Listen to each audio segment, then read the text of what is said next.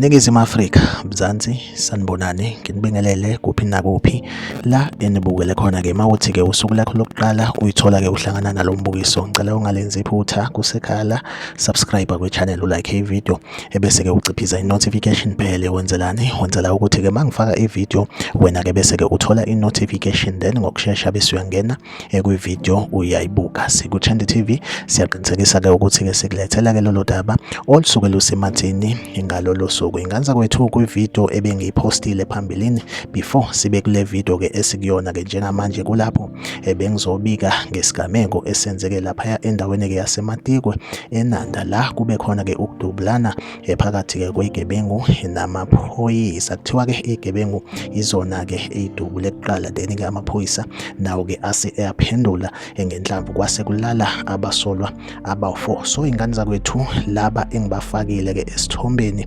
abanye kwabane abashonile endaweni-ke yesigameko, amagama abo uwa kanjalo-ke Nobele. Bese kuthi-ke leli qeqebana leli ilona-ke impela-ke ekuthiwa liyahlupha lapha endaweni-ke yaseMatikwe eNanda. Kuthiwa-ke bangena door to door bebamba inkunzi, kanjalo-ke futhi-ke bademand ne-protection fee njalo njalo. Maningi nje amacala ebebefunelwa wona. Kuthiwa-ke akuphelanga no-20 minutes amaphoyisa kade kubekwe ngesigameko sokubamba inkunzi ibanjwe yibona labafana. Kuthiwa-ke amaphoyisa awapholisanga amaseko anikele khona la ebekuthiwa-ke njengamanje bebekhona. Kuthiwa-ke amaphoyisa athe mayifika then base bedubula kuqala, then amaphoyisa ase ephendula ngenhlamvu kwashona-ke abane kusona-ke lesa sigameko. Like ivideo, subscribe kwi-channel, uphinde ucommente kwi-comment section ungitshela ukuthi wena uzizwa kanjani ngalolu daba. SikuTrend TV ngizohlezi ngikhona ngulethela-ke indaba